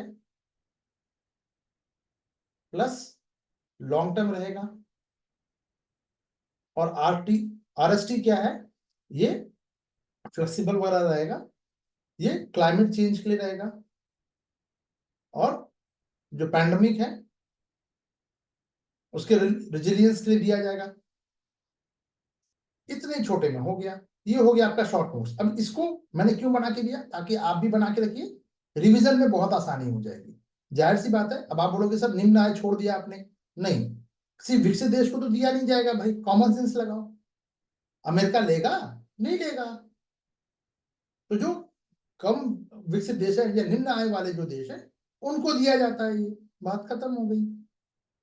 क्लियर है यहां तक, जल्दी से बताओ।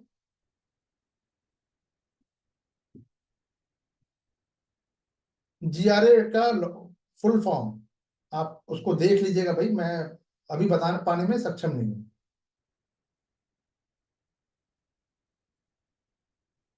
नोनो मतलब सामान्य संसाधन अकाउंट होता है basically, it's for long term. BOP की समस्या के लिए है, तो ये शॉर्ट टर्म है ना मैडम जी।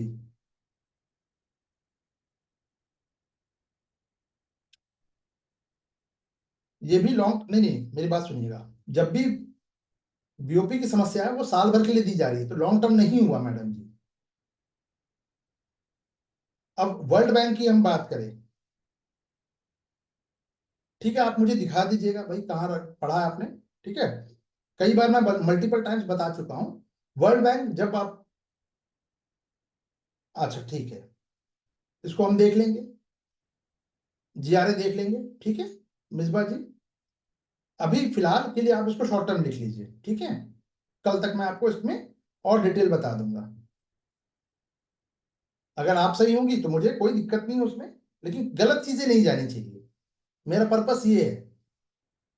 ठीक है, वर्ल्ड बैंक अगर अवसंरचना के लिए दे रहा है या गरीबी के लिए भी वर्ल्ड बैंक देता है, तो वो लॉन्ग टर्म के लिए होगा। और अगर भुगतान संतुलन के बीओपी की समस्या के लिए है, तो वो हमेशा शॉर्ट टर्म, वो स्पेसिफिक टाइम के लिए होगा, 1 साल 2 साल के लिए ही होता है। ठीक है, चलिए अब एक और, SDR, ये विशेष आराहन अधिकार, स्पेशल ड्राइंग राइट इसको कहा जाता है। 1969 में IMF ने क्या किया था, आरक्षित संपत्ति के रूप में इसको बनाया, एक अंतरराष्ट्रीय। अब ये क्या है, यानी डॉलर हो, सोना हो, कुछ और अन्य जो कंट्री है उनके करेंसी है, वो SDR में शामिल होंगे। तो सदस्य देशों के आधिकारिक भंडारक के को ये सप्लाई करेगा, सप्लीमेंट्री के रूप में रहेगा, मुद्रा में नहीं रहेगा, बल्कि IMF और अन्य अंतरराष्ट्रीय जो ऑर्गेनाइजेशन है, एक अकाउंट के रूप में इसका यूज किया जाता है। ध्यान रखिएगा, सीधा पैसा देना है ऐसा नहीं, ये ड्रॉइंग राइट है, यानी एक अकाउंट के रूप में। यानी आपने एक पासबुक बना लिया, पासबुक बना लिया, उस पासबुक में दे दिया कि भाई जो भी लोन का अमाउंट है या फिर जो भी देना है लेना है, कितना आपके पास ये है, वो पेपर के जैसे सिक्योरिटी बॉन्ड भी इसमें आएगा। तो ये 5 मुद्राओं की का एक बास्केट होता है वैल्यू, ठीक है, जिसमें अमेरिकी डॉलर, यूरो, चीन का युआन, जापान का येन और ब्रिटिश पाउंड का पाउंड स्टर्लिंग, ये 5 मुद्राएं हैं। तो व्यक्ति और निजी संस्थाएं एसडीआर नहीं रख सकते, ये ध्यान रखिएगा, यूपीएससी पूछेगा आपसे। बस स्टेटमेंट देगा यूपीएससी एक लाइन कि एसडीआर व्यक्ति और निजी संस्थाएं को भी जारी, वो ये लोग भी रख सकते हैं, तो जवाब है नहीं। क्लियर? चलिए, तो अब हम क्या कर सकते हैं कि भाई इसका बार बार जो आईएमएफ है, वर्ल्ड बैंक है, ऋण तो दिया जा रहा है बार बार बिना जवाबदेही के, बार बार बेल आउट खतरों को ये उजागर कर रही है कि भाई धन का दुरुपयोग हो रहा है, गैर विकास उद्देश्यों के लिए इसका यूज किया जा रहा है। तो भाई क्या है, भारत के अगेंस्ट ही तो जा रहा है, और कहाँ जा रहा है। तो आईएमएफ को सख्त निगरानी के लिए और पारदर्शी शर्तों को सुनिश्चित नहीं करता तब तक ऐसा समर्थन सुधार विश्वसनीयता, वैश्विक मूल्य, लॉन्ग टर्म स्टेबिलिटी को ये कमजोर करेगा। यहां से आप पाकिस्तान के अगेंस्ट बिना नाम लिए लिख सकते हैं। स्थायी आर्थिक विकास के बजाय निर्भरता को बढ़ावा देता है, ये लाइन यहां से यहां तक आप मेंस के लिए लिखा जा सकता है। अब आप पूछिएगा सर इसको कहाँ यूज करें और कैसे यूज करें। अब मेन सवाल ये है, तो आपके नोट्स को थोड़ा और शॉर्ट कर देते हैं। कहाँ कहाँ पे यूज कर सकते हैं, जैसे आईएमएफ के बारे में जब भी आए कि आईएमएफ ऐसे बिना नाम लिए कि पाकिस्तान ही नहीं, मान लीजिए श्रीलंका हो या कोई और कंट्री हो, उनको बिना सोचे समझे अगर ऋण प्रोवाइड कर रहा है, तो वो पैसा किस काम में खर्च हो रहा है पता नहीं है, यानी ट्रांसपेरेंसी नहीं है, विश्वास नहीं है, तो लॉन्ग टर्म में ये स्टेबिलिटी को क्या करेगा, यानी कमजोरी करेगा। जैसे मान लीजिए कि मैं कमाऊं नहीं, मैं सिर्फ भाई मुझे कोई पैसा देता चला जाए, तो एक वक्त के बाद अगर मुझे सब लोगों ने पैसा देना बंद कर दिया, या जो पैसा मुझे मिल रहा है मैं उससे अवैध काम कर रहा हूं, तो क्या होगा, मैं दुनिया के लिए खतरा हूं। ये बात समझ में आ रही है? चलो,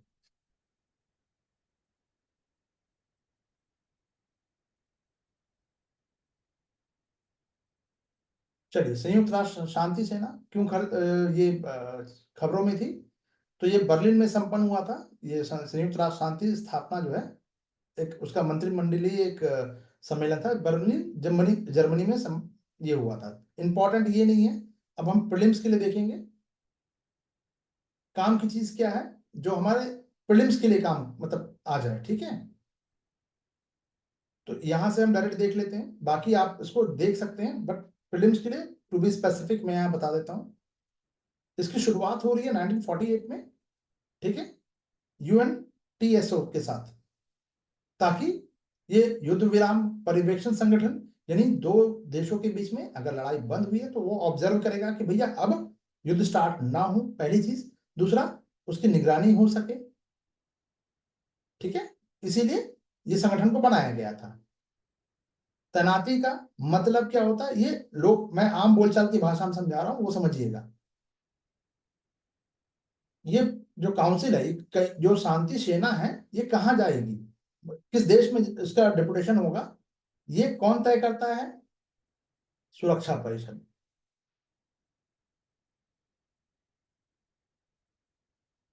सुरक्षा परिषद, सिक्योरिटी काउंसिल, सिक्योरिटी काउंसिल इसकी इजाजत देगी, पहली चीज।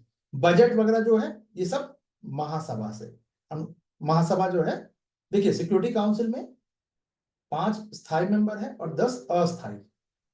तो वैल्यू तो इनकी है बेसिकली, ये तो टाइम पास के लिए, तो हर 2 साल में दूसरे तीसरे साल में चेंज हो जाएंगे, है ना। भारत भी कम से कम 3-4 बार इसका अध्यक्ष बन चुका है। किसका? अस्थायी का। बात है 5 स्थायी, यानी जिनके पास they have a veto power. ठीक है, तो ये 2 प्रीलिम्स के लिए बहुत इंपॉर्टेंट है। कौन अलाउ करता है कि भाई सेनाएं कहां पे डेपुटेशन पे जाएगी? तो सिक्योरिटी काउंसिल पहला प्रीलिम्स के लिए।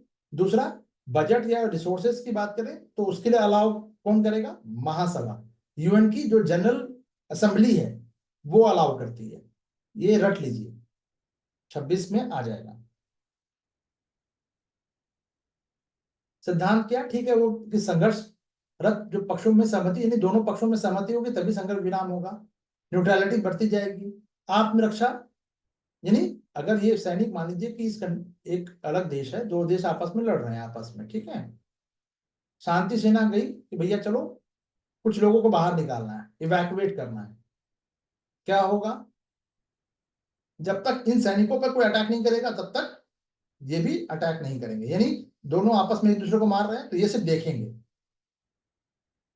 बचाने का काम खाली है, यानी जो वहां से लोगों को, आम लोगों को निकालना है, वो काम वो करेंगे। हाँ, उन पर अटैक होता है तो आप बदले में अटैक कर सकते हैं। क्लियर? चलो, तो ये 1992 में स्थापित शांति अभियानों के विभाग द्वारा ये मैनेज किया जाता है।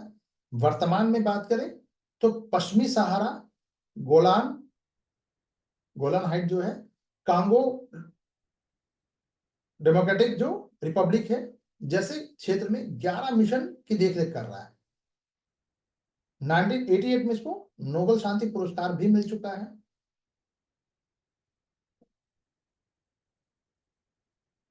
सिद्धांत क्या है? तो ये मार्गदर्शक सिद्धांत क्या है इसका कि जैसे सैन्य है, पुलिस और नागरिक कर्मचारियों को ट्रेनिंग के लिए इसका यूज किया जा सकता है। ठीक है, नरसंहार अगर हो गया है कहीं पे, किसी देश की सरकार ने अपनी ही जनता के अगेंस्ट कोई ऐसा हरकत कर दिया है या युद्ध अपराध किया है या उत्पीड़न को रोकने के लिए ये इसका कमिटमेंट है कि यहाँ पर तब इनको वहां पर डिप्लॉय किया जाता है। क्लियर है?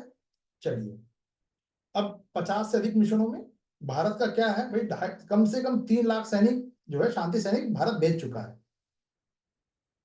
वर्तमान में नेपाल, रवांडा, बांग्लादेश के बाद चौथा सबसे बड़ा योगदान करता है, यानी कि सबसे ज्यादा सैनिक जो चौथे नंबर पे भारत आता है जो योगदान करता है। ठीक है, कोरियाई युद्ध में भी साइप्रस और कांगो शांति मिशन में भारत ने बहुत सारे सैनिक भेजे थे। ठीक है, बहुत लोगों को परमवीर चक्र वगैरह भी मिला है वहां पे। क्षमता निर्माण की बात करें तो ये संयुक्त राष्ट्र शांति स्थापना केंद्र नई दिल्ली में ट्रेनिंग दी जाती है। यूएन पर डेपुटेशन पे इंडियन आर्मी के कुछ जो सोल्जर्स हैं, जो सीआरपीएफ भी हैं, पुलिस भी, जैसे कि किरण बेदी भी गई थी यूएन में, वहां पे अपनी सेवाएं दे चुकी है। आईपीएस अगर आप बनते हैं तो यूएन का भी विकल्प खुल जाता है आपके पास, वो भी आप 2 4 5 साल रह सकते हैं। लैंगिक समानता की बात करें तो 2007 में भारत लाइबेरिया में एक सर्व महिला गठित पुलिस इकाई यूनिट तैनात करने वाला भारत जो है ये पहला देश बना। नई दिल्ली में ट्रेनिंग मिलती है। ठीक है, चैलेंजेस क्या क्या है? तो इसराइल लेबनान जो संघर्ष हुआ था, सैनिक घायल का होना, कई बार इनको निशाना बना दिया जाता है, ये सब इंपॉर्टेंट नहीं है। चैलेंजेस क्या क्या है? ठीक है, बहुत सारे मुद्दे हैं। नरसंहार को रोकने में विफल रह गया, कई बार इसके मिशन का विरोध किया गया। ठीक है, कई बार इनको आवाजाही पर प्रतिबंध लगा दिया जाता है, राजनीतिक समाधान में देरी होती है, रिसोर्सेज ज्यादा नहीं है, क्योंकि इसके हर जो कंट्री है, सभी सदस्य देश इसमें कंट्रीब्यूट करते हैं तब इनको पैसे मिलते हैं, है ना। चलिए, और उसमें भी सबसे ज्यादा पैसा अमेरिका देता है। चलिए, तो इसके कंपोनेंट क्या क्या है? तो ये राजनीतिक जो प्रोसेस है उसको सुगम बनाना है, निशस्त्रीकरण, विमुद्रीकरण, पुनः एकीकरण, यानी पूर्व लड़ाकों को नागरिक जीवन में लौटने में मदद करना, यानी रिहैब करना, है ना। चुनाव का स्वतंत्र हो, निष्पक्ष हो, इसके लिए ये भी अश्योर करना, यानी किसी जगह पे कोई देश में कू हो चुका है तो वहां पे शांति सैनिक भेजी जाएगी। कौन डिसीजन लेगा? Security council. बात समझ में आ रही है? नागरिक संरक्षण, संघर्ष क्षेत्र में लोगों की सुरक्षा का जिम्मेदारी इसी की होगी। ठीक है, तो कुल मिला के प्रीलिम्स के लिए ये ठीक है। अच्छा, संयुक्त राष्ट्र, अब इसमें थोड़ा सा प्रीलिम्स के लिए मैं बता रहा हूं आपको। ब्राह्मणी रिपोर्ट है, एक आई थी। हिप्पो रिपोर्ट 2015 में आई थी। ये सब जो रिपोर्ट है, ये सुरक्षा परिषद द्वारा मजबूत प्रारंभिक कार्रवाई, बेहतर ट्रेनिंग, धन और शांति सैनिक की जवाबदेही की सिफारिश करती है। यानी कुल मिला के यूएन में जो शांति सैनिक हैं उनसे रिलेटेड ये कमेटी भी, 2 कमेटी बनी है। एक ब्राह्मणी रिपोर्ट 2000 में और एक हिप्पो रिपोर्ट है 2015 में, 15 साल बाद। ठीक है, ये प्रीलिम्स के लिए देख सकते हैं, हालांकि बहुत इंपॉर्टेंट नहीं है लेकिन देख लीजिए, प्रीलिम्स के लिए ही ठीक रहेगा। अभी हम इस पे और चर्चा नहीं करेंगे, मेंस मेंस के लिए छोड़ दीजिए इसको। क्लियर है शिवांगी जी, आरती जी?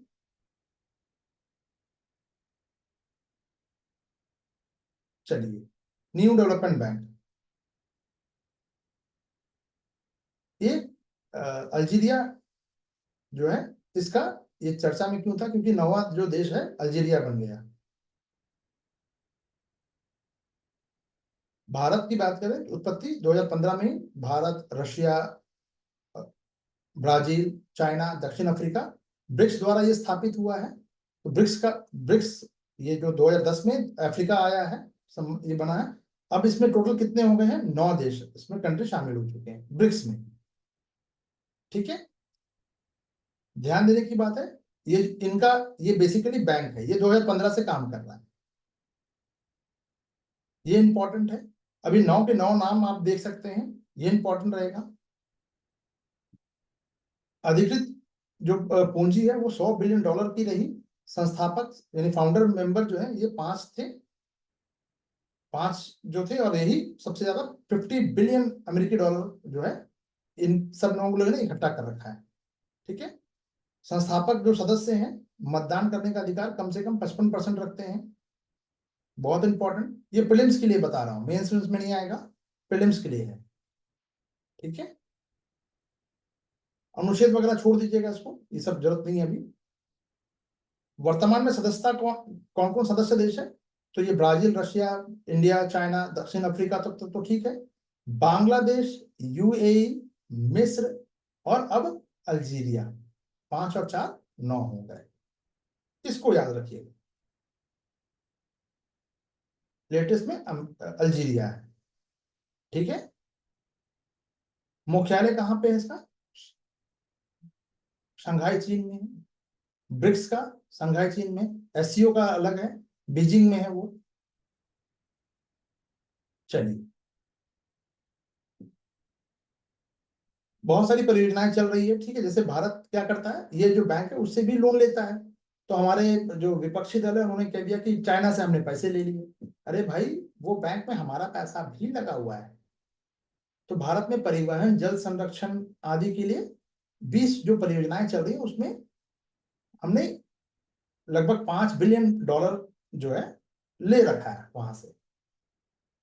कई बार लोग कहते हैं कि भाई इतना ज्यादा कर्जा ले लिया है कैसे चुकेगा। चलिए, बिना कर्ज के तो फिर व्यापार ही नहीं हो सकता है ना। चलिए,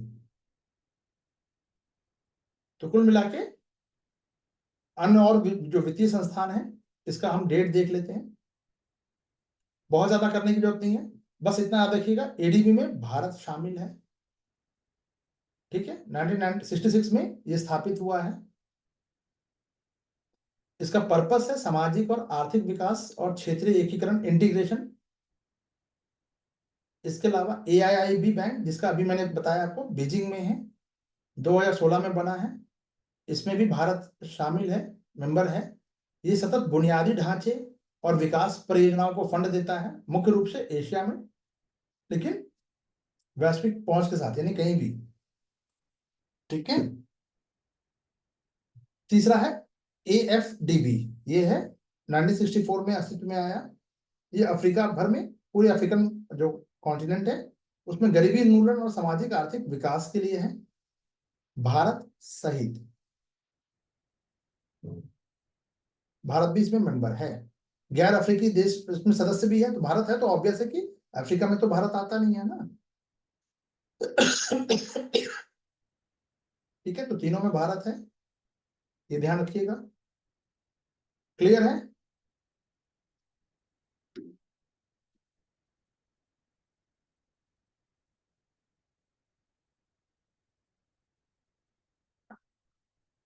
चलिए नेक्स्ट देख लेते हैं। IAEA मुख्यालय कहाँ? Vienna, Austria. स्थापना 1957 में हुई। आदर्श वाक्य क्या है? तो वही atom for piece and development की इसका आदर्श वाक्य है।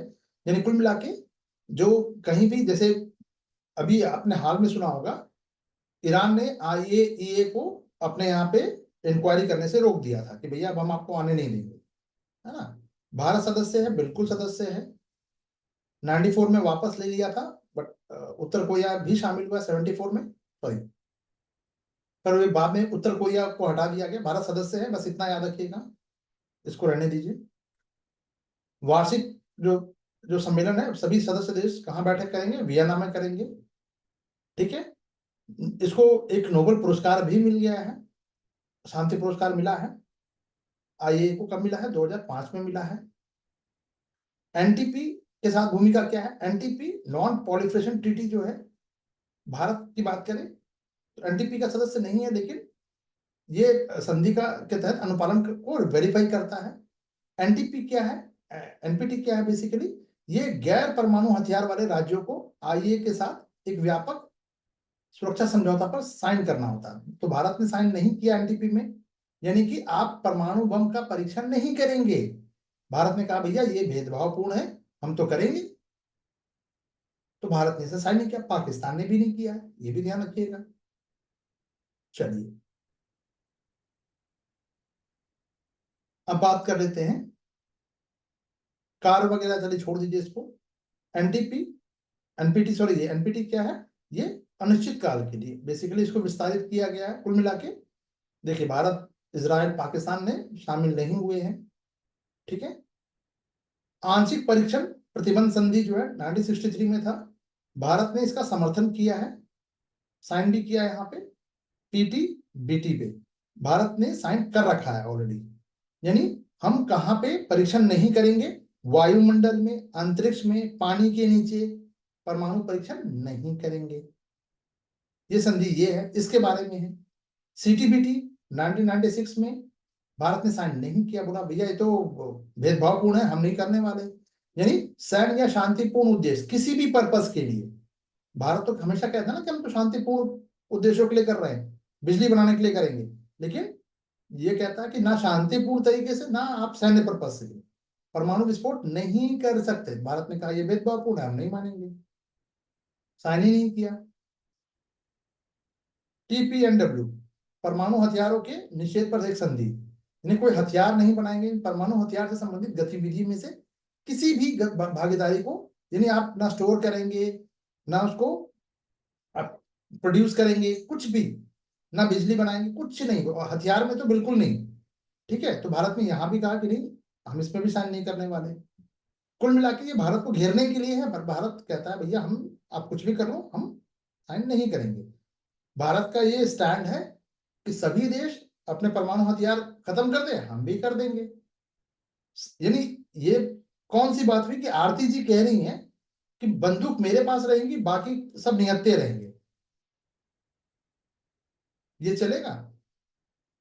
इसको इक्वालिटी कहेंगे? जवाब है नहीं। बस सिंपल, क्लियर। चलिए नेक्स्ट टॉपिक है हमारा, सब प्रीलिम्स के लिए बता रहा हूं, फिर से मेंशन कर दे रहा हूं, और बहुत इजी है। शिवांगी जी, एक एक लाइन बाय लाइन नहीं रटना है आपको, जहां जहां मैं अंडरलाइन कर दे रहा हूं बस उसको पढ़ते हुए चलना है, अपने बुक में अगर आप उसको मार्क कर लेते हैं तो। ठीक है।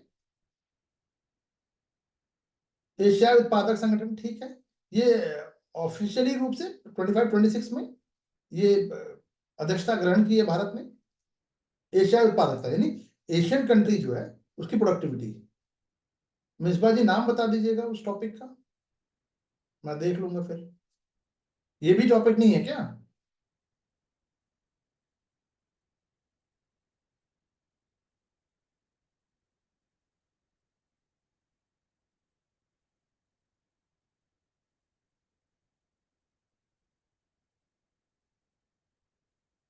अच्छा ठीक है, ठीक है, मैं देख लेता हूँ, चलिए।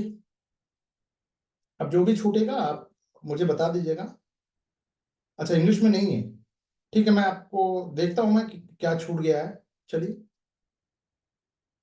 एक चीज और बात समझ में आई कि आपको हिंदी का भी दे देता हूँ, ताकि इंग्लिश में है, हिंदी में नहीं है। यूएनएससी, अच्छा ठीक है, चलिए देखते हैं अभी पर्पस क्या है इसका। चलिए वापस आते हैं एपीओ पर। एपीओ में क्या है, ये इसकी स्थापना कब हुई है, 1961 में, ये इंपॉर्टेंट नहीं है। भारत इसमें, इसकी स्थापना में फाउंडर मेंबर है, ये इंपॉर्टेंट है। डेट कभी भी यूपीएससी नहीं पूछेगी आपसे, बेफिक्र रहिएगा, ठीक है। चलिए, यानी कुल मिला के एशिया पैसिफिक जो रिजीम में ये, इसके कितने मेंबर हैं, 21। कुल मिला के एशिया पैसिफिक क्षेत्र में प्रोडक्टिविटी में रिफॉर्म करना, सुधार लाना, इंप्रूवमेंट लाना, ये इसका ऑब्जेक्टिव है, ठीक है। तो ये सदस्य देश उभरती हुई जरूरतों पर रिसर्च करेंगे। सदस्यों के बीच बायलैटरल हो या मल्टीलैटरल, जो अगर गठबंधन करना हो तो उसको भी ये बढ़ावा देगा कि हाँ बिल्कुल, प्रोडक्टिविटी बढ़ाने के लिए दो देश आपस में समझौता कर रहे हैं, बिल्कुल करना चाहिए। इस तरह की बात है, यानी एशियन कंट्री के लिए। क्लियर है, चलिए। चलिए आज तक, आज के लिए यहीं तक। अब हम कल इसको, नेक्स्ट क्लास को यहां से स्टार्ट करेंगे, ठीक है, अर्थव्यवस्था के लिए।